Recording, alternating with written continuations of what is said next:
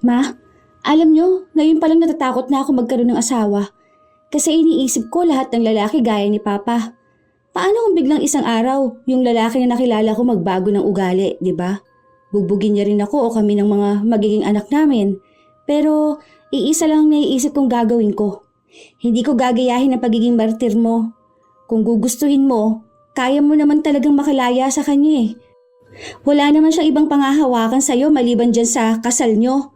Ano namang magagawa ng papel nyo kung wala naman na siyang respeto sa'yo? Kaya pati ikaw nawawala na rin ng respeto sa sarili mo. Ma, bata pa lang ako, kita ko ng lahat ng ginagawa niyan. Minsan nga mag-isa yan natutulala siya eh. Tapos maya-maya sisigaw na sa galit. Baliw na siya. Kung naiintindihan niyo lang sana ang pinagdaraanan ng papa ninyo, maiintindihan ninyo ako kung bakit ako nagpapakamartir. Ay, ewan ko ma. Kasi kami rin naman nakasama namin ng matagal si Papa. Pero hindi na namin matitiis yung 10 taon siyang ganun. 10 taon pa lang yun. Paano pa sa mga susunod na taon? Wala na ngang pag-asa ang buhay niya. Kayo lang yatang nakakakita ng halaga niya eh. Ano ba ang hantungan ng pagiging mabuting asawa? Yan ang palaging natatanggap na tanong ni Angelina mula sa mga taong nakakaalam ng sitwasyon niya. Dahil sa nagkaroon siya ng irresponsableng asawa, naging dahilan din yon para mas lalong mahirapan ang kanyang mga anak. Ano kayang kahahantungan ni Aris matapos niyang sumailalim sa parusa ng kulam? Magiging mabuti ba siya? O sadyang magpapakalugmok na lang din siya sa paghihirap? Mabuti naman at umuwi ka na. Anong pagkain natin ngayon? Pagkain? Hindi pa ba kayo kumakain ng mga bata? Nasaan ba si Nena? Wala rito. Nandun sa konsentidor niyang lola. Ano na namang ginawa mo sa bata? Tinuturuan ko lang ng leksyon. Nagiging palasagot na sa akin eh. Akala yata niya kung sino lang ako. Nangungutang ako sa kanya ng pera. Ang sabi ko ibibigay ko bukas dahil sweldo mo na. Aba, pinagsabihan ba naman ako na magtrabaho naman ako para hindi ako hihingi ng pera sa'yo? Eh di ba kung hindi ba naman bastos na bata? Ayun, sumabog ang bunganga. Sinunto ko sa bibig. Ano? Ano ba naman yan, Aris? Ilang taon lang yung anak mo, ganyan ang ginawa mo. Hindi ako ang mali ha. Kung hindi kasi ang kinukonsinti ng nanay mo, hindi naman magiging ganyan ang batang yon. Tama lang yun na lumayas na siya rito. Wala naman siya pakinabang sa bahay na to eh. Sige na, magluto ka na ron. Kanina pa ako nagugutom. Alam kong ayaw mo nagugutom ako dahil hindi mo gugusto yung makita kung sino ako kapag gutom ako. Hindi na nakaapila pa si Angelina. Kahit napagod na siya sa maghapon niyang trabaho, siya pa rin ang nagluto ng kanilang hapunan. Matapos nilang kumain, umalis si Angelina para sunduin ang panganay niyang anak. 17 taon na si Nena, kaya mulat na siya sa kalupitan ng kanyang ama. Ilan na rin sa mga kakilala ni Angelina ang nagsabi sa kanya na hiwalayan na niya ang kanyang asawa. Tutal daw ay kaya naman niyang buhayin ang kanyang mga anak. Siya lang kasi ang nagtatrabaho habang ang asawa niya ay nasa loob lang ng bahay nila. Kahit gawaing bahay, hindi nito magawa. Kapag walang pagkain, sa kanya iaasa ang lahat. Masyado ring lulong sa online games, kaya minsan naglalabas ito ng pera para ipambili ng kung ano-anong may kinalaman sa nilalaro nito. Mabuti sana kung pera niya ang ginagastos niya. Pero pera ito ni Angelina, galing sa maghapon o minsan pa ay magdamag niyang trabaho. Nang makarating si Angelina sa bahay ng kanyang ina, nakiusap si Nena na doon na lang muna siya tumira. Hindi naman pwede yon, anak. May sarili tayong pamilya, saka hindi naman ito bahay ng lola mo. Nakikitira din naman siya sa tito mo. May sarili din siyang pamilya. Huwag kang makisiksik sa kanila. Eh, ang sabi naman ni tito, okay lang naman daw, ma. Masipag naman ako, ma eh. Pwede nga akong maging katulong sa bahay nila. Para yun na lang ang pambayad ko rito at sa school ko. Hindi pwede. Uuwi ka sa bahay. Andoon din ang kapatid at papa mo. Hindi ito ang pamilya mo. Eh, ayoko naman kasi sa bahay. Tingnan niyo nga po, may sugat ako sa bibig ko. Kung gusto niyo pong sumama ako sa inyo, humiwalay na lang tayo ng bahay. Ayoko na makasama si papa. Kakaiba ang ugali nun eh. Pagpasensyahan mo na lang muna ang papa mo, anak ko. Alam mo naman na gano'n ang ugali niya kapag galit siya eh. Huwag mo na lang siyang galitin. Mabait naman siya. Ma, ikaw lang naman ang nagsasabi na mabait siya. Kung ano-ano na nga ang ginagawa niya sa'yo. Nung nakaraan nagalit siya sa'yo, tapos sinampal niya sa'yo yung cellphone niya. Ano ba naman yun? Gawain ba yun ng tunay na lalaki, ma? Saka, ginagastos niya palagi yung sahod mo. Inuubos niya. O kaya kung kani-kanino siya umuutang. Hindi ka ba nagsasawa sa ganong ugali niya, ma? Pwede mo naman siyang hiwalayan. Hindi kami pwedeng basta maghiwalay ng papa mo. Kasal kaming dalawa.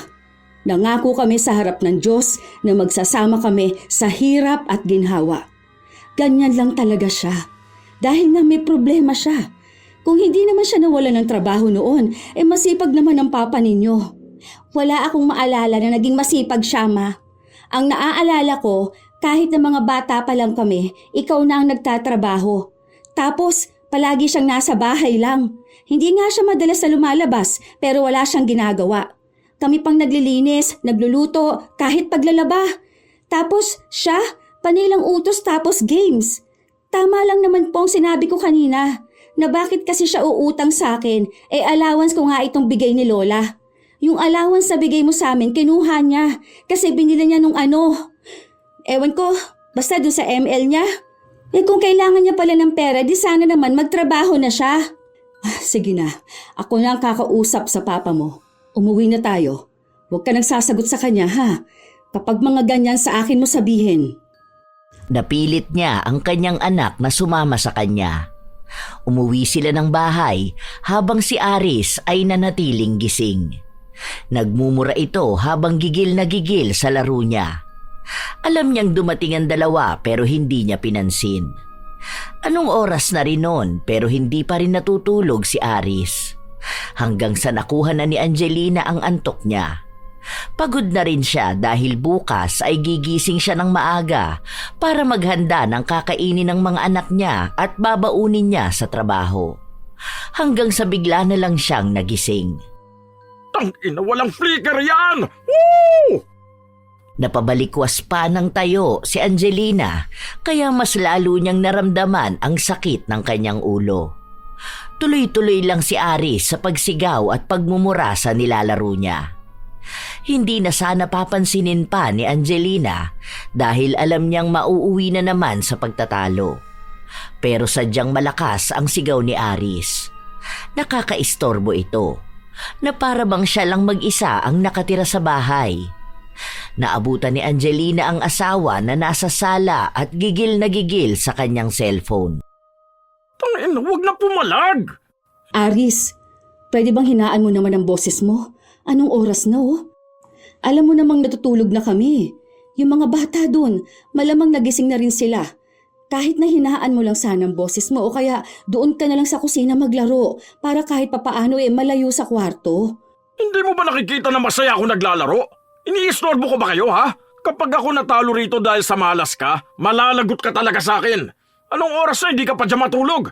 Pupunta mo pa ako rito para lang pagbawalan akong maging masaya? Natutulog na nga ako, nagising lang ako nang bigla na lang akong nagulat sa'yo. Hindi ba pwedeng kahit paano hinaan mo na lang ang boses mo? Hindi naman kita pinipigilan na magsaya. Tulog yung mga bata. Maaga pa silang papasok bukas. Ako pa ngayon na may kasalanan, ha? Bad trip ka rin no? Aray, tama na! Nasasaktan ako! Ngayon iiyak-iyak ka? Pagkatapos mo akong bad tripin? O saya-saya ko kanina tapos patitigili mo ko? Animal kang babae ka! Ewan ko ba kung bakit ayaw mo akong maging masaya? Kahit na anong pagmamakaawa ni Angelina sa kanyang asawa, hindi ito tumitigil sa pambubugbog sa kanya. Ilang sampal at sipa ang inabot niya. Tumigil lang si Aris matapos na tumunog ang kanyang cellphone, isang indikasyon na magsisimula na muli ang kanilang laro. Bumalik ito sa kanyang kinauupuan at si Angelina naman ay tumayo para bumalik sa kwarto. Masakit ang kanyang katawan hanggang sa kinabukasan. Pero gumising pa rin siya ng maaga para maghanda ng makakain nila. Habang sila ay gising na, si Aris naman ay tulog sa sofa.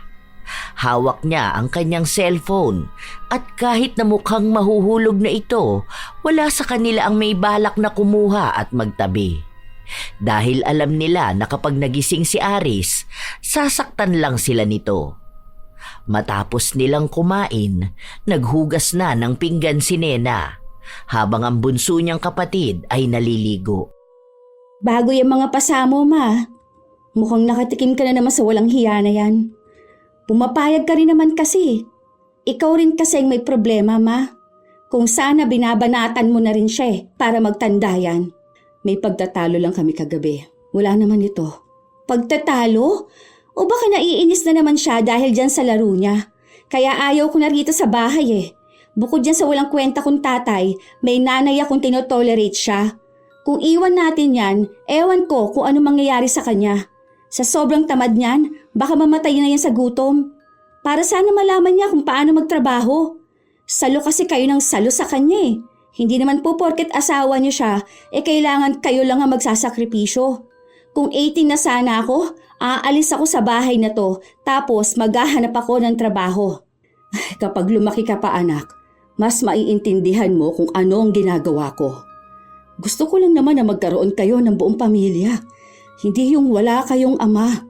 Tsaka makikita rin ng papa ninyo ang mali niya. Magbigay lang tayo ng panahon para sa kanya. Ma, kasama lang natin yan sa bahay. Pero hindi naman namin ramdam na may papa kami. Baka nga mas maging masaya pa kami kapag wala yan sa buhay natin. Mas gusto ko pa yung ganun talaga. Saka sa panahon ngayon, hindi naman issue kapag wala kang tatay. Ang dami kong ang kilala na wala namang tatay pero masaya sila. Kami pa itong may tatay pero para namang nasa impyerno araw-araw. Anak, huwag kang magsasalita ng ganyan sa papa mo. Hindi yan magandang pakinggan. Paano naman pong hindi magsasalita ng ganito? Binubugbog ka na nga hinahayaan niyo pa. Kahit nga si Bunso gusto na rin umalis dito sa bahay. Sana lang mag-18 na agad ako para makapagtrabaho na ako. Kung gusto niyong sumama, dyan sa walang kwentang lalaki na yan, sige lang po. Basta kapag ako nakaalis na, kukunin ko rin si Bunso. Ang hirap naman pala magkaroon ng asawa kung magiging martir lang palagi. Hindi na uso yung ganyan. Pwede niyo nga yung kasuhan. Pinipigilan niyo lang kasi ako kahit matagal ko nang gustong ipadampot sana yan sa mga pulis. Sa mga salita pa lang ni Nena, halata na ang galit niya sa kanyang ama. Sa paglipas ng mga araw, mas lalong lumalayo ang loob nila kay Aris. Tanging pinipilit lang ni Angelina ang mga anak niya na magkaroon ng respeto sa kanilang ama. Isang araw, pumasok sa trabaho si Angelina na may pasa sa kanyang pisngi. Hindi lang ito masyadong halata dahil natatabunan ng kanyang make-up. Gaano katagal sa'yo ang make-up? Feeling ko ang bilis mo yang nauubos, no?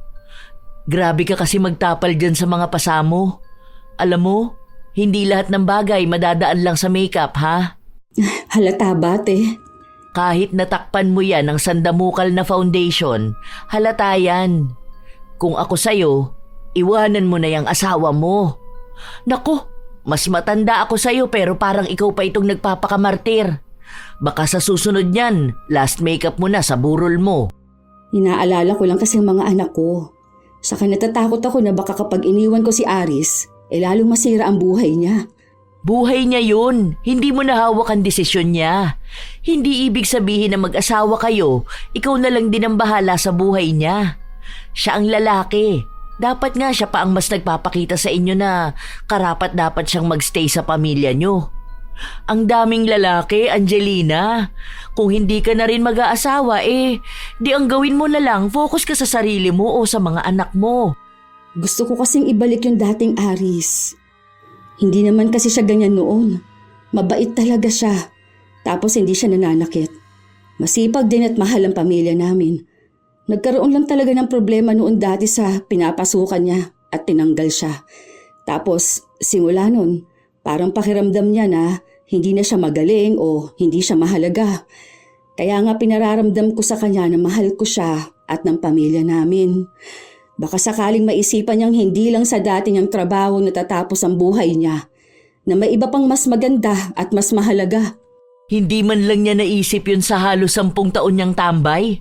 10 taon yun, Angelina. Hindi yun 10 buwan lang. Isipin mo, kung ang isang tao tambay ng 2 dekada, paano siya mabubuhay? Paano siya kakain? Tapos may mga anak pa siya. 10 taon ka na kamong tanga sa kanya eh. Ni hindi nga siya nagbibigay ng pera sa'yo, sinasaktan ka pa. Alam mo, tama talaga ang anak mo eh. Kahit naman ako ang nasa kalagayan ng bata, aalis talaga ako. Iiwan din kita. Ikaw ang tanga. Kung magbabago ang asawa mo, magbabago siya. Kung ayaw niya, iwan mo. Ay nako, ang bata mo pa. Nasa 40 ka pa lang naman. Pwede ka pang magkaroon ng bagong asawa. Baka mas matuwa pa ang mga anak mo kapag ganun. Ilang tao na ba ang nagsabi ng mga ganong salita kay Angelina? Hindi na niya mabilang sa dami. Mga dating kaibigan, mga dating katrabaho at kakilala. Pero ni isa sa kanila ay wala siyang pinakinggan. Maging ang mga magulang niya at kapatid ay nagsasabi na sa kanya. May isa pa nga sa kapatid niyang nagpakulong kay Aris dahil minsang naabutan na binubugbog siya. Pero si Angelina mismo ang nag-atras ng kaso. Ayaw niya ng kahihiyan o anong usapin na maaapektuhan ang pamilya nila at mga anak niya. Kaya sumuko na rin ng iba na kausapin siya. Hinahayaan na lang siyang magpakatanga sa asawa niya hanggang sa siya na mismo ang magsawa. Ilang linggo pa ang nakalipas, halata kay Nena na wala siyang gana kapag nasa loob siya ng bahay. Wala silang pasok sa trabaho, ganun din si Angelina. At sa halip na magpahinga, naglaba pa siya. Ako na dyan, ma. Tapos na ako maglinis sa loob. Medyo basa pa yung sahig sa kusina. Magpahinga ka na lang po muna. Alam ko namang pagod ka na. Wala naman kaming pasok bukas kaya bukas na lang po ako magpapahinga. Ikaw ang dapat magpahinga kasi yung kamay nyo, ginagamit nyo na sa work mo. Tapos hanggang dito sa bahay, kaya siguradong pagod na yan. Ang akala ko ba aalis kayo ng mga kaibigan mo? Hindi ba ang sabi nyo pupunta kayo dun sa dyan sa may parang park sa likod ng palengke? Hindi na po. Saka na lang. Busy rin naman sila eh. Tsaka ang daming labahin ngayon, ma. Kung may washing machine lang sana tayo mas madali lang to. Tapos ito pang mga damit na to, dapat hindi na to nilalabhan eh. Tamad naman nagsusuot nito. Pilit na inaagaw ni Nena ang mga nilabhan ng kanyang ina. Kamay lang ang gamit nila. Kinukusutan ang mga damit dahil nasira ang kanilang washing machine. Balak pa nga sana nilang ipaayos yun pero ibinenta lang ni Aris ng mura sa magbobote. Dahil nagpupursige si Nena na siya na lang ang maglaba, hinayaan na lang siya ng ina. Nagtungo na lang si Angelina sa loob ng kanilang kwarto para sana magpahinga na. Nang maabutan niya ang asawa na nasa kama, nakadapa ito habang naglalaro. Masakit ang likod ko. Hilutin mo nga ako. Kahapon ko pa gusto magpahilot eh. Maya-maya pa lang. Ipapahinga ko muna itong kamay ko. Naglaba kasi ako eh. Medyo masakit pa kasi parang kumikirot ang mga daliri ko. Anong mamaya? Masakit nga ang likod ko. Gusto ko magpahilot. Ano, tatamad-tamad ka ngayon? Hindi ba gawain mo yan bilang asawa? Huwag mo ako sisimangutan dyan ha, sinasabi ko sa'yo. Sandali lang, hahanapin ko lang yung langis. Bilisan mo, kukupad-kupad ka dyan. Sakit na nga ng balikat ko dahil parang ang dami kong lamig. Bilisan mo! Hindi rin nakapagpahinga si Angelina dahil inasikaso niya pa rin ang nais ng kanyang asawa. Ilang araw pa ang nakalipas, wala pa ring pagbabago. Palagi pa ring galit si Aris at kahit na wala naman siyang ginagawa ay sinasaktan siya. Hanggang sa isang araw, napilitan na siyang gawin ang sinasabi sa kanya ng mga kakilala niya. Ang iwanan niya si Aris. Pero halos 1 linggo lang, muli silang nagbalikan. Hindi kasi kaya ni Angelina na malayo sa kanyang asawa. Gabi-gabi siyang umiiyak at hinahanap ito. Isang araw, habang nasa trabaho sila, kinausap siya ni Vilma. Sure ka na ba dyan na magbabago na talaga ang asawa mo? Sus, Baka naman nagpapadala ka na naman sa matatamis niyang salita, ha? Hindi nate. Ang sabi naman niya sa akin, totoo na raw na magbabago siya. Kita ko rin naman sa kanya yon. Kasi ngayon, naghahanap na siya ng trabaho. Sa totoo nga, may mapapasukan na siya eh. Mag-start na siya next week. Aba di mabuti naman kung ganun. Di ba, ang sabi ko naman sa'yo, kapag iniwan mo yung asawa mo, malalaman niya rin kung anong mawawala sa kanya kapag hindi siya nagtino. Ano namang sabi nung panganay mo? Ayun, naiinis pa rin siya sa akin, pero alam kong maiintindihan niya rin ako. Kasi ngayon pa lang, kita na niyang nagbabago na ang papa nila. Tinutulungan na sila sa gawaing bahay. Ang saya ko nga eh. Ito yung sinasabi ko kaya ayokong sukuan ng asawa ko. Alam ko na babalik siya sa dati. Magiging matino at responsable. Yun ang akala ni Angelina. Pero ilang araw din ay bumalik na naman sa dati ang kanyang asawa. Hindi kasi ito nakuha sa pinapasukan niyang trabaho. Doon na naman nagsimula ang pagiging bugnutin niya. Minsan, kahit sa paglalaro niya, hindi siya nalilibang. Para bang wala na siyang nakikitang maganda sa paligid niya, kaya galit na galit siya sa nangyayari sa buhay niya. Isang gabi, umuwi si Angelina kung saan malayo pa lang siya, dinignan niya ang sigaw ni Nena na halatang kaaway na naman ang kanyang ama. Napatakbo si Angelina papasok sa loob ng bahay nila. Totoo naman na wala kang kwentang lalaki ah. Kasi kung may kwenta ka, hindi mo hahayaan na si mama lang ang magtrabaho para sa atin. Kung matino kang lalaki, mahihiya ka na pinapalamon ka ng asawa mong babae. Kaso hindi. Akala mo yata hari ka rito sa bahay. Kaunting ingay lang kapag natutulog ka, bawal. Pero kapag kami ang nagpapahinga o may gagawin sa bahay, anong ginagawa mo? Sigaw ka ng sigaw. Nagmumurahan kayo ng mga kalaro mo sa ML. Mapabastos ka talagang bata ka. Ano, ganyan ba tinuturo sa eskwela nyo, ha? Kung wala ka naman pala nakukuha magandang asal, sana hindi ka nalang nag-aaral. Sayang lang ang pagpapaaral sa'yo eh. Lalaki ka lang din naman palang walang ya, walang kwenta. Hindi naman ikaw ang nagpapaaral sa akin ah. Sa'yo lang ako bastos at palasagot. At kung wala akong kwenta, parehas lang tayo. Ganun ah. Sige, tignan natin kung hanggang saan yung kasutilan mong animal kang bata ka. Ngayon palang puputulin ko na yung sungay mo! Ano ba? Tama na nga yan! Huwag mo saktan ng anak mo! Tama na yan! Tumabi ka dyan! Huwag mo harangan yung walang yan mong anak! Kaya yan namimihasa dahil sinasalo mo eh! Dapat dyan ginugulpi! Nung panahon namin, isang sagot mo lang talagang tanggal yan lahat ng ngipin mo! Didisiplinahin kita para makita mo na mas mataas pa rin ako sa'yo dahil ako ang tatay mo! Wala ka sa mundong to kung wala ako, kaya wala kang kayang ipagmalaki sa akin! Bawat hampas ng sinturon, si Angelina ang sumasalo. Ang bunso naman niyang anak ay walang ibang ginawa kundi ang umiyak. Patuloy ang paghagupit ng galit ni Aris hanggang sa natapos na lang siya dahil sa pagod. Matapos nun ay pumasok na siya sa loob ng kwarto. Ma, ayos ka lang ba? Ma, umalis na tayo rito. Dapat kasi hindi na tayo bumalik eh. Hindi ko na kaya rito. Ayoko na makasama yung hayop na yan. Ayos ka lang ba? Wala bang masakit sa'yo? Ano, ikaw bunso ha? Ma, natatakot na kami. Umalis na tayo. Sige na. Tawagan mo na lang si Tito para sunduin niya na tayo rito. Baliw na yung asawa mo. Iwan mo na yan.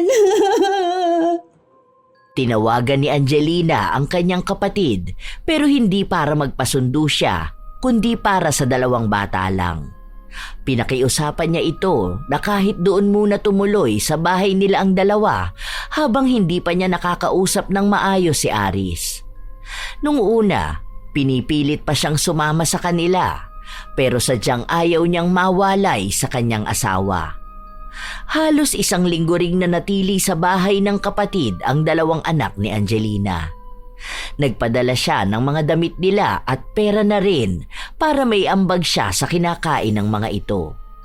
Minsan, umuuwi si Angelina at naaabutan niya ang asawa na nakatulala lang sa kawalan. Ano nangyayari sa'yo? Ayos ka lang ba? Ano bang pakialam mo? Huwag mo ang punahin ang ginagawa ko. Pansin ko lang kasi na kanina ka pa rin nakatulala eh. Baka gusto mong may pag-usapan tayong dalawa? Ano naman pag-uusapan natin ha? Ano, ipapamukha mo na naman sa akin na wala akong kwentang tao ha? Napabigat ako sa buhay mo? Hindi ko naman yan sinabi. Pero yun ang gusto mo sabihin sa akin, di ba? Alam ko naman eh, ganyan ang sinasabi sa'yo ng mga tao. Hala, o sige makinig ka lang sa kanila. Wala akong dapat patunayan sa kahit na sino. Wala ka naman talagang dapat patunayan sa kahit na sino. Patunayan mo ang sarili mo sa sarili mo. Alam ko, kaya ka nagkakaganyan na naman dahil kung ano-ano namang tumatakbo sa isip mo.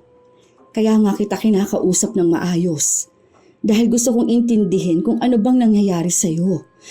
Gusto kong ibalik ka sa reality ng buhay. Maayos ako, wag mo akong pinangungunahan. Kung may iniisip man ako, wala ka na dun. Ano, kailangan ba sabihin ko sa'yo kung anong plano ko sa buhay ko, ha? Hindi ba dapat ganun naman dahil asawa mo ko? Ilang taon na tayo magkasama. Alam ko yung mga pananahimik mo, may ibig sabihin yan. Kung may kailangan ka, baka matulungan kita, hindi ba? Kung kailangan mo ng kausap, kung kailangan mo ng advice. Tanga ka ba? Sinabi ko na nga sa'yo na hindi ko kailangan. Maayos na ako. Kung may iniisip man ako, hindi mo na kailangan malaman yon. Totally, isa lang din naman ang pinaniniwalaan mo eh. Katulad lang din ng iba na wala akong mararating sa buhay. Yan, lumabas din ang totoo. Napipressure ka na naman sa buhay. Matapos niyan, ang gagawin mo niyan, magagalit ka na naman. Kahit wala kang kaaway, magmumura ka, magwawala ka. Wala kang pakialam sa buhay ko! Hindi na lang pinilit ni Angelina ang sarili niya dahil alam niyang kapag ganoon si Aris, mauuwi lang din sa hindi pagkakaunawaan at baka masaktan lang siya. Hanggang sa isang araw, umuwi si Angelina. Hindi galit ang kanyang asawa kaya nilalambing siya nito. Hindi naman nakakapanibago dahil minsan talaga ganun si Aris. Sinasabi nga ng iba na para daw itong nasisiraan ng bait. Minsan mabait, minsan naman ay galit. Minsan sobrang sipag, minsan ay sobrang tamad. Hindi mahulaan ang tunay na pag-uugali. Tanging si Angelina lang ang kayang pagtiisan ang ganong gawain ni Aris. Ang maganda kong misis, pagod ka na ba? Gusto mo ba masahihin kita? Sige mamaya kapag nakapagpahinga ka na. Hindi ka ba maglalaro ngayon? O naka-charge ang phone mo? Hindi, gusto ko kasi na magkaroon tayo ng oras para sa isa't isa. Alam mo ba na nagluto ako? Kaso nga lang wala mga anak natin eh. Kaya sa ating dalawa lang muna yun. Pero may sobra naman eh kung gusto mong ipadala sa kanila. Ay o nga pala, may trabaho na ako. Start na ako bukas. Oh, talaga ba? Totoo? Saan ka nag-apply ng trabaho? Lumalabas ka pala ng bahay? Oo nga. May nakilala ako sa laro ko dito sa ML. Tapos sabi niya pwede niya raw ako ipasok sa trabaho niya. Sakto raw, naghahanap sila ng mekaniko. Hindi ko na tinanggihan kasi mukha namang maganda ron. Saka mabait to. Tropa ko na to rito kahit hindi pa kami nagkikita. Ay, salamat naman. Sana nga maging maayos ka dyan sa trabaho mo. Alam ko na gusto mo rin magkaroon ng trabaho eh. May maganda rin palang dulot yung paglalaro mo. Ayun na nga, kaya nga hindi ko na rin palalampasin tong trabaho na to. Naging maayos naman si Aris nung mga naunang araw. Masipag siyang pumasok. Pero dahil sinumpong na naman siya ng kakaiba niyang pag-uugali, natanggal siya sa trabaho. Ang dahilan ay dahil may nakaaway siyang isang customer nila. Galit na galit daw sa kanya ang amo niya kaya ibinigay na ang sahod niya at sinabi na kahit na kailan ay hindi na siya makakabalik sa trabaho na yon. At sasabihin din ito sa kanyang mga kaibigan na wag na siyang kukunin. Nang sa gayon, maghihirap siya lalo. Buwisit talaga yun? Kung alam ko lang, grinipuhan ko na sa tagiliran yung buwisit na yun eh. Napakayabang niya, kala mo kung umastan, talino at ang yaman niya talaga. Kaya pala unang kita ko palang sa kanya nanginginig na yung lamang ko eh. Sobrang sama naman pala talaga ng pag-uugali. Buwisit! Buwisit! Mas lalo ka namang mapapahama kung ganun ang ginawa mo. Makukulong ka pa. O baka mas malala pa ang mangyari sa'yo kung nagkataon, hindi ba? Mayaman pa naman yun. Baka pati pamilya natin idamay. Ang babata pa ng mga anak natin. Alam mo naman ang gawain ng mga ganyan. Babawian ka nila sa pamamagitan ng pamilya mo. Maawa ka naman sa amin. Nakakainis ba naman? Ilang beses niyang tinapakan ng pagkalalaki ko. Tapos ito pang si Jordan, akala mo kung sino rin? Kung umasta daig pambos. Porke ba siya nagpasok sa akin, pwede niya na akong ganunin? Huwag ko lang talaga yung makikita sa labas. Sinasabi ko sa kanya, magpapang-abo talaga kaming dalawa. Wala naman sila mga alam eh. Ang bobobo pa nila kung tutusin. Tapos ako pa ang gagaguhin nila? Huwag ka nang halang muna lumabas. Baka kung ano pang magawa mo eh. Hindi mo pa naman napipigilan yung galit mo. Baka magdala ka pa ng gulo. Aba, talaga magkakaroon ng gulo. Hindi rin naman ako papayag na basta lang ganitong gawin nila sa akin. Huwag ko lang talaga sila makikita, mga buwisit sila. Hindi na nagsalita si Angelina dahil kilala niya ang kanyang asawa. Kapag galit ito, wala itong ibang pakikinggan. Hindi nito kailangan ng kahit na anong payo. Sa mga araw na lumipas, bumalik na naman si Aris sa ginagawa niya. Walang tulog, walang ginagawa sa bahay. Minsan, bigla siyang magiging mabait. Minsan naman, mainitin ang ulo. Ang nagbago lang sa kanya, hindi na siya masyadong nananakit ng kanyang asawa. Pero madalas naman siyang sumigaw at magsira ng mga gamit. Isang araw, abala ang lahat sa trabaho, kaya maging si Angelina ay hindi na magawang makakain. Kumain ka na, ako na dyan. Bilisan mo na lang. Hindi na. Kaya ko na to. Mamaya na lang. Malapit naman na ang uwian eh. OT tayong lahat. Huwag kang magpakamatay sa trabaho mo. Diyan sa ginagawa mo, mauubos talaga ang lakas mo. Sige na, kumain ka na. Kahit bilisan mo na lang basta malamanan yan tiyan mo. Huwag ka na magpunta ng pantry, okay na dyan sa upuan mo. Doon lang naramdaman ni Angelina ang gutom niya. Kanina, masakit ang ulo niya dahil sa trabaho. Ang dahilan pala nito ay hindi pa siya kumakain. Mabilis niya lang din namang naubos ang pagkain niya, kaya nakuha na ulit niyang magtrabaho. Sa susunod, huwag mong hahayaan na magugutuman ka. Mahirap na, hindi lang sakit ang makukuha mo. Baka mamaya maubos talaga lahat ng lakas mo. Ma-burnout ka pa. Mamaya mawalan ka na rin ng gana sa lahat. Hindi ko naramdam. 10 years na ako rito. Isa pa, bawal ako makaramdam ng ganyan.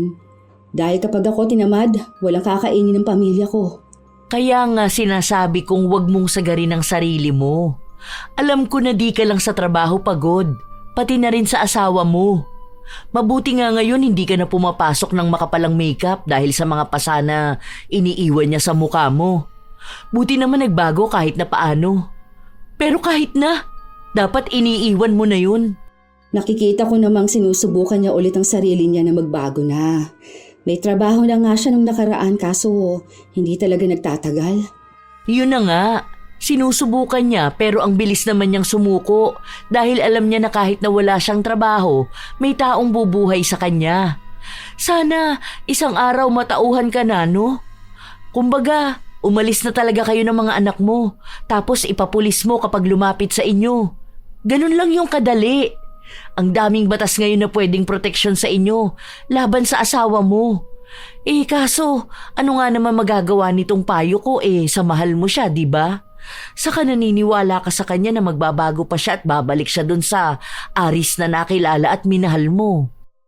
Hindi na kumibo pa si Angelina dahil alam niya sa sarili niyang wala namang patutunguhan ang magiging diskusyonan nilang dalawa. Mahal niya si Aris at mas kilala niya ito higit sa kahit na sino. Kaya pinipilit niyang tanggapin ang naging malaking pagbabago nito at handa siyang maghintay na bumalik ang ugaling minahal niya. Alam niyang hindi siya maiintindihan ng marami, lalo pat naniniwala sila na kapag ang isang lalaki ay nanakit na ng asawa, ibig sabihin lang nun ay wala na rin ang pagmamahal. Iyon ang bagay na ayaw paniwalaan ni Angelina. Isang araw, dahil walang pasok si Angelina, nakipagkita siya sa kanyang mga anak. Silang tatlo lang, dahil alam niyang hindi magpapakita si Nena kapag nalaman nito na kasama ang kanilang ama. Ma, sige na. Magsama-sama na lang kasi tayo. Ganito rin naman eh oh. Para namang pinapakita mo sa amin na mas mahal mo si Papa kaysa sa amin eh. Mas pinipili mo siya kaysa sa mga anak mo. Ayaw naman naming magselos pero parang ganun ang nangyayari eh. Hindi totoo yan, anak. Mahal ko kayo. Katulad ng pagmamahal ko sa papa ninyo. Sadyang mas kailangan ako ng papa ninyo dahil sa problema niya. Hindi ka naman mahal ni Papa. Kasi kung mahal ka niya, hindi ka niya sasaktan. Saka bakit sa'yo lang siya magpapabuhat ng problema niya? Dapat nga siya gumagawa ng paraan para hindi siya maging ganyan eh. Hindi na ako sinasaktan ng papa ninyo. Nakikita ko rin namang nagbabago na siya. Kung makakasama niyo ulit siya, makikita niyo na maayos na ang papa ninyo. Hindi ka niya sinasaktan sa ngayon. Pero darating na naman ang araw niya na bubugbugin ka na naman niya dahil sa hindi mawaring dahilan.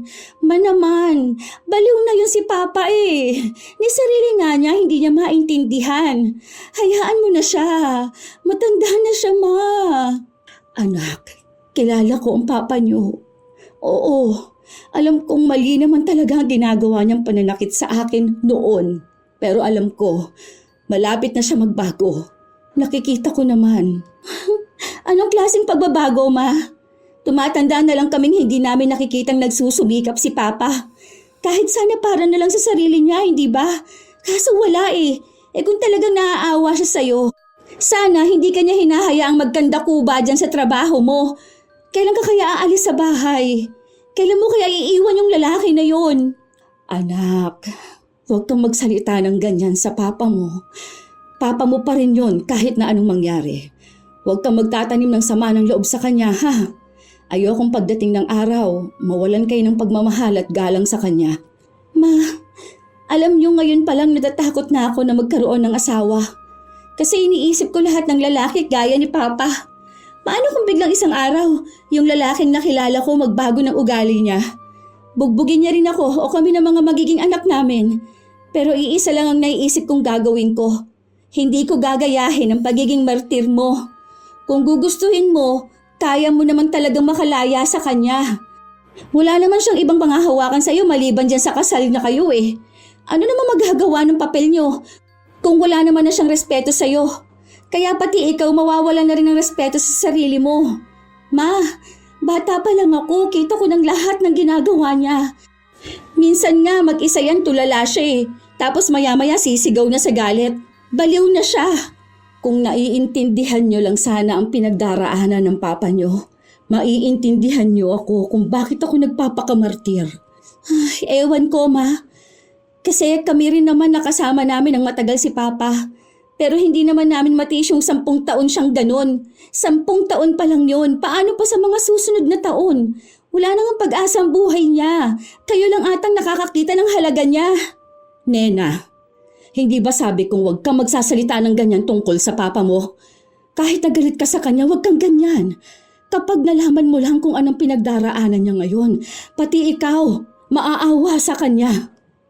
Hindi rin naman masisisi ni Angelina ang kanyang anak. Dahil bilang isang kabataan at sa ganung edad, inilalabas talaga nila ang kanilang galit o mga hinaing. Hindi na rin nila pinagtitiisan ang isang sitwasyon na hindi nagiging maganda sa kanila. Pero hindi pa rin susuko si Angelina na darating ang araw na tatanggapin ulit ng kanyang mga anak ang kanilang ama. Sa ngayon, sadyang nakahiwalay pa rin ang 2 bata sa kanila. Ilang araw pa ang nakalipas, may bago na namang trabaho si Aris. Pero hindi pa nila sigurado kung hanggang kailan siya tatagal doon. Sinusuportahan na lang siya ni Angelina dahil pansin niyang nagiging masaya ang kanyang asawa. Ayaw niya rin kontrahin ito dahil baka mawala na naman ng pag-asa sa buhay si Aris. Asawa ko, papasok na ako sa trabaho ko ha. Sige, mag-iingat ka. Dala mo naman ang susi ng bahay, hindi ba? Baka kasi OT na naman kami, ang daming pinagagawa ngayon. May baon ka na pala dyan, may prutas na rin. Huwag ka magpapalipas ng gutom mo ha. Kapag napagod magpahinga, inom palagi ng tubig. Ang sweet naman talaga ng asawa ko. Pakis nga muna, pampaswerte ngayong araw. Kaya mahal na mahal kita eh. Ang alaga mo sa akin. Naging maayos naman si Aris noong una, pero katulad din ng inaasahan, bumalik ang pagiging walang gana ni Aris. Ilang araw na siyang hindi pumapasok sa trabaho kahit na sinabi naman niyang maayos doon. Wala siyang naging kaaway, hindi rin naman naging masama sa kanya ang kanyang amo. Sadyang wala lang siyang makitang dahilan para pumasok sa trabaho. Hindi ka ulit papasok ngayon? Pakiusapan mo kaya ang boss mo. Gusto mo kuha tayo ng med-cert? Para kunwari nagkasakit ka kaya hindi ka nakapasok? Sayang naman yung trabaho mo. Ang ganda pa naman dun ka mo, di ba? Ayoko na nga, di ba? Tinatamad na akong pumasok. Hindi na ako masaya dun. Dito na lang muna ako sa bahay. Wala akong gana sa lahat. Bakit? May nakaaway ka na naman ba? May nakasagutan ka ba? May rules ba sila na hindi mo gusto? Ano ba? Baka naman pwede pa naman na maayos yun. Mabait naman ka mo ang amo mo kaya wala naman akong nakikitang dahilan para ayawan mo doon. Sayang ang trabaho, Aris. Ayoko na nga! Hindi mo ba naiintindihan yun, ha? Hindi nga ako masaya doon sa trabaho ko na yun. Pinipilit mo ako sayo ko nga. Alam ko sa sarili ko kapag ayoko na sa trabaho ko. Kaya kapag ganun ang nararamdaman ko, hindi ko na pinipilit ang sarili ko. Huwag kang sumigaw, hindi naman tayo nagtatalo. Kaya nga ako nagtatanong para maintindihan kita. Tingin mo ba kakausapin kita ng malumanay kung gusto ko ng away? Inaano ko lang dahil sayang nga din yung araw kong umaandar tapos wala kang ibang ginawa kundi ang humilata tapos tumulala. Baka naman pwede mo pang subukan. Ayoko nga! Kapag sinabi kong ayoko na doon, ayoko na! Ang dami namang ibang trabaho dyan eh! Tingin mo ba mauubusan ako ng pwede kong pasukan, ha? Kapag gusto kong magtrabaho, magtatrabaho ko. Huwag mo akong pakialaman! Buhay ko to! Ang dami nga pero halos lahat namang napasukan mo na. Kilala ka na ata nila na hindi tumatagal sa trabaho. Ano ba talaga ang problema? Sila ba? O ikaw na talaga? Gusto kitang maintindihan kasi kahit ako nakakaramdam na rin ng pagod. Ibig sabihin ngayon naniniwala ka na rin sa kanila na ako ang problema. Mali! Mukha namang yun ang tingin mo sa akin noon pa, di ba? Ano? Bakit hindi mo kaya ipamukha sa akin na talunan ako? Sige, sabihin mo nang wala akong kwentang tao. Di ba yun naman ang sinasabi nila tungkol sa akin? Bakit ayaw mo pang sabihin? Ikaw lang naman ang nag-iisip niyan sa sarili mo. Wala akong sinabi. Hindi lang ako. Lahat sila. Lahat kayo. Kung wala naman pala akong kwenta, sige na, iwan mo na lang ako. Sa ganitong buhay ko, di ba? May magagawa ba ako? Okay lang kahit na mag-isa ako. Sa tanga ako kasi. Biruin mo yun, 10 taon na akong walang trabaho, di ba? Walang gana sa lahat. Hindi ko nga alam minsan kung totoo pa ito nangyayari sa akin o nananaginip ako. Hindi mo ako maiintindihan. Minsan okay ako. Minsan naman bigla na lang ako mawawala ng gana sa lahat. Minsan ang dami kong pangarap tapos maya-maya bigla na namang aatake itong kung ano sa utak ko. Tapos bigla na lang ako magagalit. Hindi ko rin alam kung bakit Mukhang mahirap intindihin, di ba? Hindi ko na rin naman ipapaintindi sa'yo. Kaya nga isipin mo na lang kung anong sinasabi nila tungkol sa akin. Iwan mo na lang ako! Iniintindi naman kita Gusto ko rin intindihin mo ang sarili mo. Mahal na mahal kita kung alam mo lang. Kahit nung binubugbog mo ako, hindi naman ako umalis sa tabi mo. Paano mo nga ako maiintindihan kung hindi ko maintindihan ang sarili ko? Hindi na nakapagsalita pa si Angelina dahil kusang umalis ang kanyang asawa at naiwan siya sa loob ng kanilang bahay. Halos ilang araw din silang hindi nagkikibuan. Kahit nakausapin ni Angelina ang asawa, hindi nagsasalita si Aris. Hindi na rin sila nagtatabi sa pagtulog. Dahil doon, mas lalong nangangamba si Angelina. Ang dami na ring pumapasok sa utak niya. Hanggang sa isang gabi, bigla na lang niyang narinig na namimilipit sa sakit si Aris. Naabutan niya ito sa kabilang kwarto na nakaluhod sa sahig habang hawak niya ang kanyang tagiliran. Anong nangyayari sa'yo? Halika, dadaling kita sa ospital. Ay naku, ay dahan-dahan lang. Sige, subukan mong umakbay sa akin. Hindi nga ako makagalaw. Tuwing gagalaw ako, sumasakit ang tagiliran ko. Sakit! Aray ko! Sobrang sakit talaga! Dahil hindi masyadong makagalaw si Aris, pinilit na lang niyang humiga sa kama. Kapag nakahiga lang siya, wala siyang ibang nararamdaman. Pero kapag tatagilid siya o pipilitin niyang tumayo, doon sumasakit ng sobra ang tagiliran niya. Paano naman kita dadalhin sa ospital niyan kung hindi ka makatayo? Saan ba bandang masakit, ha? Baka naman tumama yan, o ano ba? Huwag mo na akong dali sa ospital. Ano na namang sasabihin nila sa akin? Saan ba kasi ang masakit? Saan dyan banda? Dito, sa may baba ng ribs. Masakit ba kapag pinipiga? Baka naman appendix. Hindi na dapat babalik yun. Naoperahan na ako noon. Tinanggal na yun. Saka ibang sakit to eh. Hindi naman tulad noon. Parang may kakaiba. Tingnan natin hanggang bukas. Kapag hindi pa rin nawala, subukan mo na lang munang tumayo para makapunta tayo ng ospital. Sabihan mo lang ako kapag may nararamdaman ka o kung ano ang kailangan mo. Kaya nga ako tumayo dahil naiihi ako. Paano yan ngayon? Baka kaya yan sumakit dahil naiihi ka. Sandali lang. Kukuha na lang ako ng Arenola.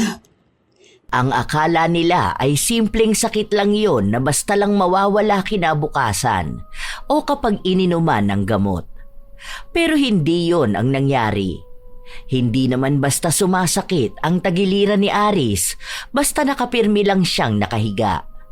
Kamay niya lang ang pwedeng gumalaw.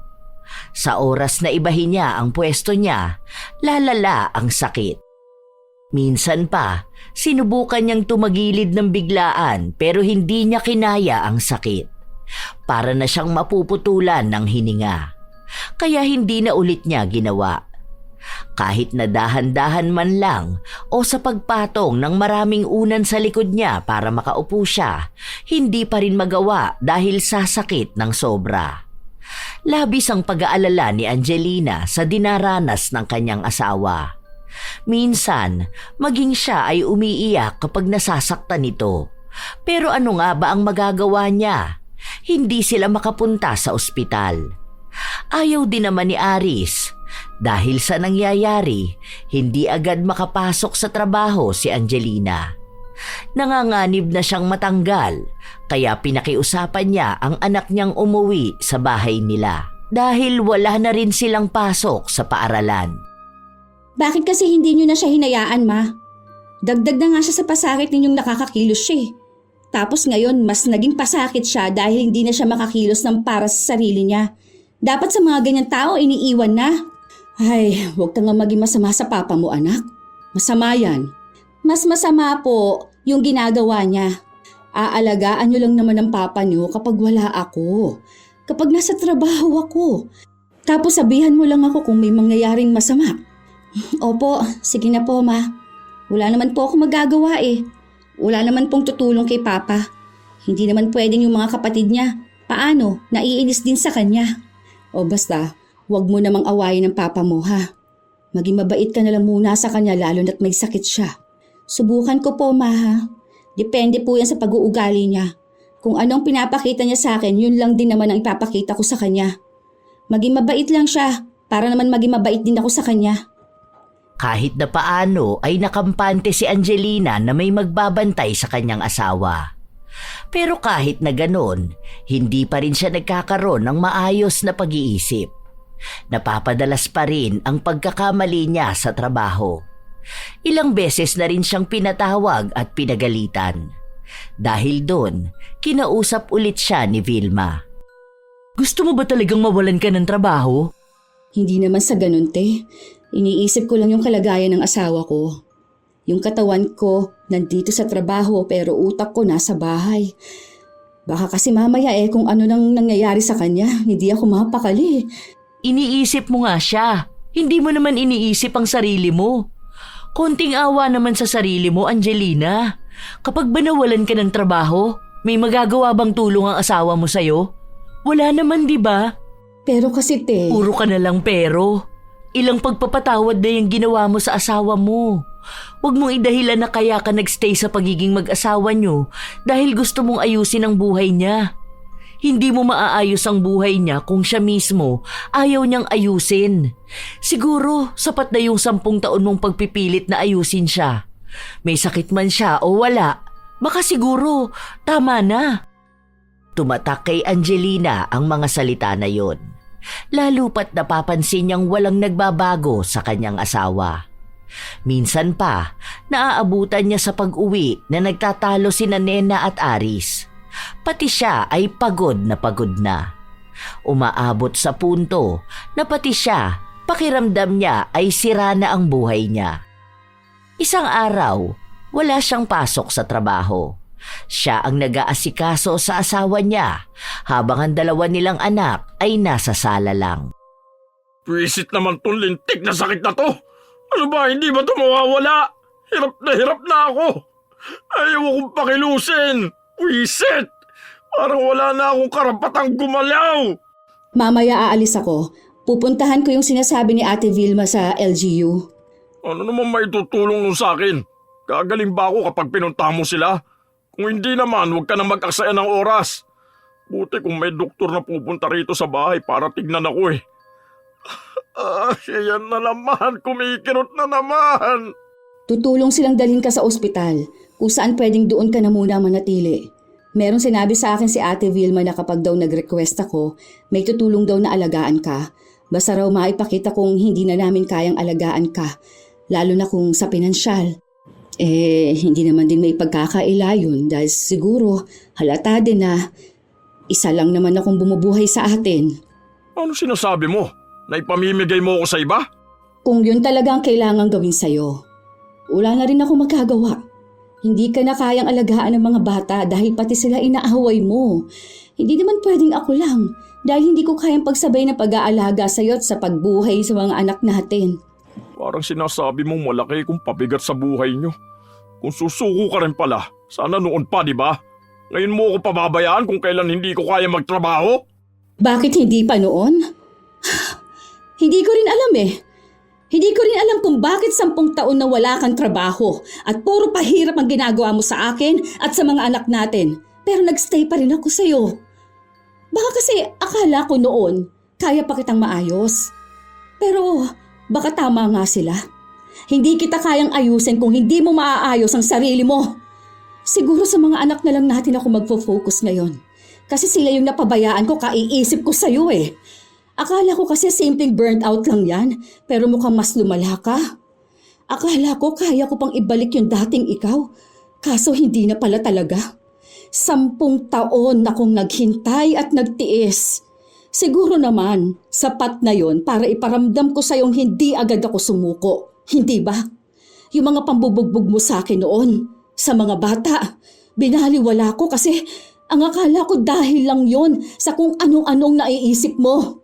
Para namang hindi mo alam ang dahilan kung bakit ako nagkaganito. Pwisit yung dati kong trabaho. Hindi naman ako maghihirap sa lintik na buhay na to kung hindi siya naging toxic sa akin. Hanggang ngayon ba, yung dati mo pa rin katrabaho ang sinisisi mo?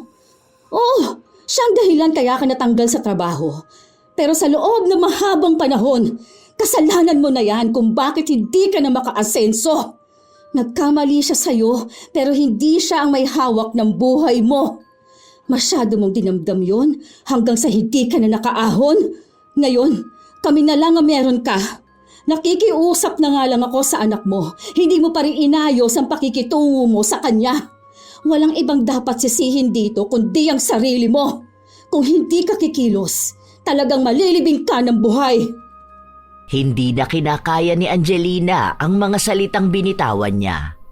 Maging siya ay nagulat kung paano niya yun nasabi. Marahil dahil sa pagod na siya sa lahat. Hindi lang sa trabaho, kundi pati na rin sa buhay niya. Hindi naman ibig sabihin na ipapaubaya niya sa iba ang asawa niya, hindi na niya ito mahal. Nalaman niya kasi na may pwedeng tumulong sa kanya na magdala sa asawa niya sa isang pasilidad na pwedeng mag-alaga rito dahil wala na silang kakayahan, lalo na kung sa pinansyal na aspeto. Habang nagpapatuloy ang mga araw, inaasikaso yon ni Angelina. May katagalan ng proseso, lalo na't ang daming hinihingi sa kanya. Hanggang sa isang gabi, pag-uwi niya, kinausap siya ng kanyang anak. Sigurado ka na po ba sa gusto mo, Ma? Oo. Baka sa lugar na yon pwedeng gumaling ang papa mo. Kung sakali man magiging maayos siya, bahala na muna siya kung anong gusto niyang gawin sa buhay niya. Kung aayusin niya ba o lalo niyang sisirain. Kanina, pinipilit ni Papan tumayo. Ayaw niya magpahawak sa amin. Pero halatang nasasaktan siya. Nagpumilit siyang maglakad mag-isa papuntang kusina para kumuha ng tubig. Kaso doon naman siya bumagsak tapos namilipit sa sakit. Buti may kapitbahay po tayo na tumulong sa amin na buhatin siya pabalik sa kama. Tapos nun, akala ko hindi na siya uulit pero sinubukan niya ulit lumakad. Hindi ko alam gaano kasakit yung nararamdaman niya pero kita kong nasasaktan siya. Hindi siya sumisigaw pero yung mukha naman niya. Hindi ko nga alam kung ano ba talagang sakit ng papa mo. Hindi naman siya madala sa ospital kasi ang laki ng bill natin ngayon sa kuryente. Yung sahod ko'y pinambayad ko na. Baka kasi masama ang ugali ni Papa kaya ganyan siya. Nung kinausap mo siya, parang medyo nalinawan ata ang utak niya. Parang may nagising sa katauhan niya, tapos ngayon pinipilit niya magbago. Kaso, bakit ngayon pa siya kikilos kung hindi na siya makakilos, hindi ba? Kaya siguro tama rin ang desisyon niyo, Ma. Hinintay niyo pang maubos ka bago mo siya sukuan, no? Alam mo, anak, sobrang sipag kasi ng tatay mo noon. Kung alam mo lang, talagang hindi siya tumitigil sa pagtatrabaho niya. Hindi pa kami mag-asawa noon, todo na ang kayod niya. Breadwinner kasi siya, tapos 7 sila magkakapatid. Para siguro mga 14 pa lang siya, nagtatrabaho na siya. Una raw noon sumasama siya sa tatay niyang mangisda, tapos pinagsasabay na niya ang pag-aaral at trabaho. Pagka-graduate niya ng high school, huminto na muna siya saglit dahil nag-aaral yung iba niyang kapatid. Nung panahon na yun kasi simula lang ng TESDA. Kaya nag-aral siya hanggang sa naging mekaniko siya. Nung naging mag-asawa kami, okay naman lahat. Sobrang sipag niya. Halos 3 trabaho niya. Lalo na nung nagkasakit ka. Tapos kailangan namin ng pera. Kapag labas siya sa trabaho, iidlip lang yan. May bago na naman siyang papasukan. Ilang taon siyang ganun. Halos walang day off. Hanggang sa natanggal siya sa trabaho. Dahil may nakaaway siya. Simula nun, sobrang lugmok na ng buhay niya.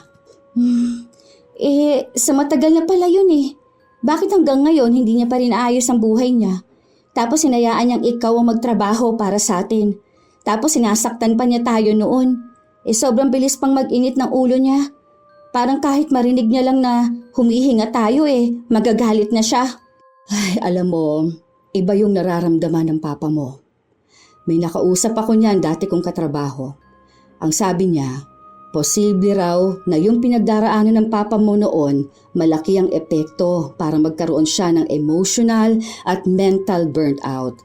Kumbaga, simula 14 siya, wala na siyang tigil magtrabaho. Tapos sinasagad niya sa pagod ang sarili niya. Walang pahinga. Kumbaga, nasanay na siyang puro trabaho. Kaya nung tumigil ang katawan niya, parang pati loob niya ay napagod. Hindi niya na alam kung paano magpahinga. Kasi buong buhay niya, ang alam lang niya ay magbanat ng buto. Kaya ngayon, kahit gusto niyang maging maayos, para laging may bigat sa loob na hindi niya maintindihan. Mahirap paliwanag yun kasi paano nga naman iintindihin ng mga tao sa paligid yung tungkol sa ganyan kung yung mismong nakakaranas nun hindi niya maintindihan ang sarili niya. Mali lang talaga doon sa binubugbog niya tayo. Kaya nga hindi ko siya gustong sukuan. Kaso parang pakiramdam ko, sumusunod na rin ako sa nararamdaman niya. Natatakot ako na paano kung pati ako ay mawalan ng purpose sa buhay. Kawawa kayong mga anak namin. Maluha-luha si Angelina habang sinasabi niya ang mga salita na yon. Alam niyang hindi pa yon gaanong maiintindihan ng kanyang anak. Kung gaano kaseryoso ang usapin tungkol sa pagkapagod na walang paliwanag. Ilang araw pa ang lumipas, hindi pa rin naaaprubahan ang request ni Angelina sa pagkuha sa asawa niya. Isang gabi pag uwi niya, narinig niya ang usapan ng mag-ama sa loob ng kwarto. Sige na, umalis ka na. Kaya ko na ang sarili ko. Aalis ako. Tapos mamaya gagapang ka na naman dyan. Tapos titiisin mo yung sakit sa tagiliran mo. Kaya ko na nga, di ba? Kapag sinabi kong kakayanin ko, kakayanin ko. Kaya mo naman pala eh. Bakit hindi mo pa kinaya nun? Naghintay ka pang mahirapan ka bago mo pa malaman na kaya mo pala. Kung hindi ka pa siguro nahirapan ng ganyan, baka hanggang ngayon patuloy ka pa rin umaasa kay mama. Hindi na nagsalita pa si Aris. Matapos nun ay lumabas ng kwarto si Nena kung saan nakita niya ang ina na nakatayo lang doon. Hindi na kumibo pa ang dalagita.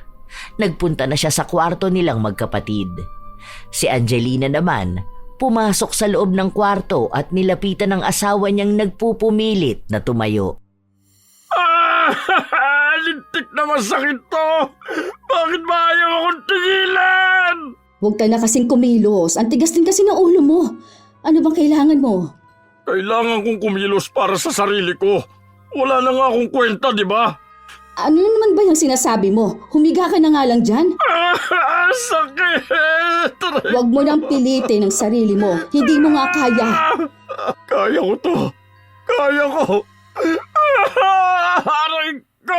Humiga ka dyan. Huwag mong pilitin at baka mapano ka palalo.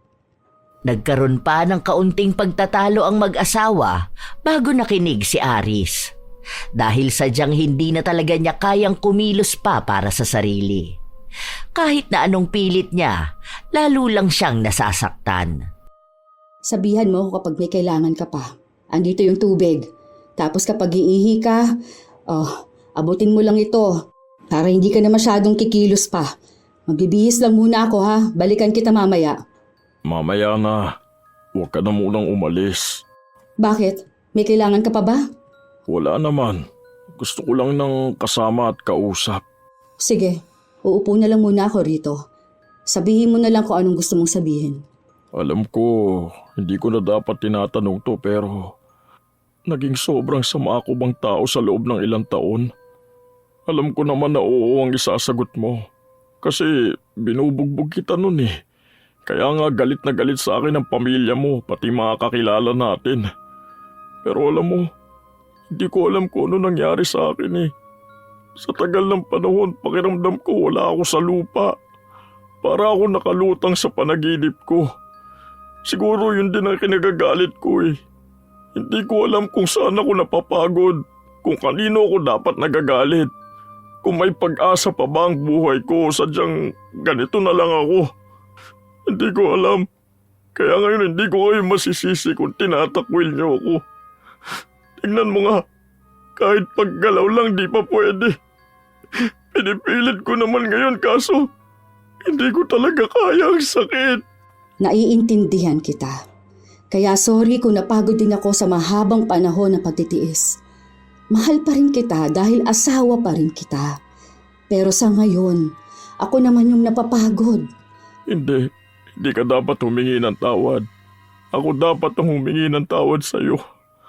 Ako ang may kasalanan. Ako yung nagpakalubog sa problema ko noon. Ang dami na sanang pag-asa, hindi ko pa rin ginawa dahil sa kung ano-anong nararamdaman ko.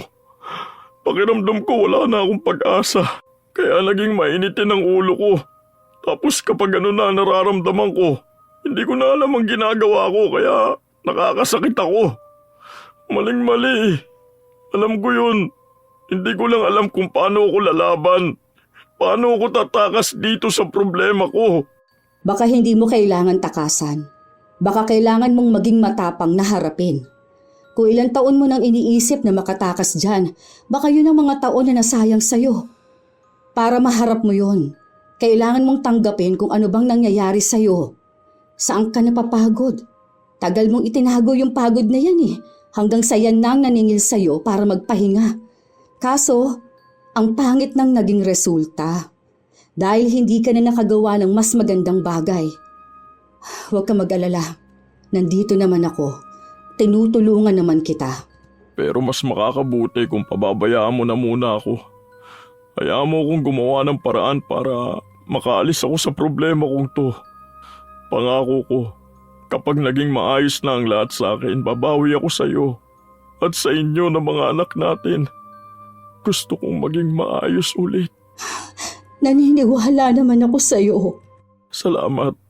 At patawarin niyo ako kung ganito ako. Pangako, babawi ako. Hindi lang to basta pangako. Ipapakita ko na magbabago ako. Lahat ng usapan na yon ay narinig ni Nena. Kanina pa siya nakatayo sa labas ng kwarto. Doon niya mas lalong naunawaan kung ano ang ibig sabihin ng kanyang ina. Sabihin man niya na masama si Aris, may katiting pa rin sa kanyang kalooban na ama niya pa rin ito. Kung tunay nga nagagawa si Aris ng paraan para magbago, baka oras na ring aminin niya sa ina ang ginawa niya. Nag-aalangan pa nung una si Nena na lapitan ng ina na nasa kusina para sabihin ang ginawa niya.